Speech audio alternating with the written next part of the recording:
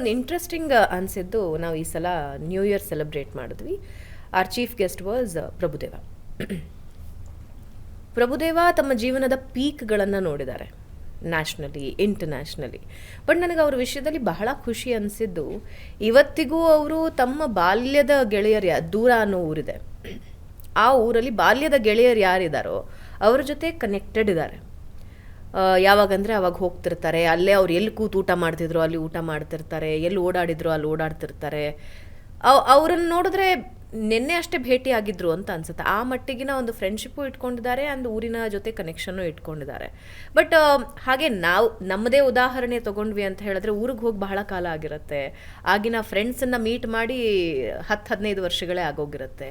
How important it is. ಹೌದು, ಅದೇ ಹೇಳಿದ ಹಾಗೆ ಸೋಷಿಯಲ್ ಕನೆಕ್ಷನ್ ಬೇರೆ ಬೇರೆ ರೀತಿಯಲ್ಲಿ ಹೆಲ್ಪ್ ಆಗುತ್ತೆ ಲೈಫಲ್ಲಿ. ಈಗ ಯಾಕೆ ಸೋಷಿಯಲ್ ಕನೆಕ್ಷನ್ ಬೇಕು ಅನ್ನೋದೇ ಪ್ರಶ್ನೆ ಬರುತ್ತೆ. ಈಗ ಯಾಕೆ ನನಗೆ ಬೇಕು, ಫ್ರೆಂಡ್ಸ್ ಯಾಕೆ ಬೇಕು ಅಂತ.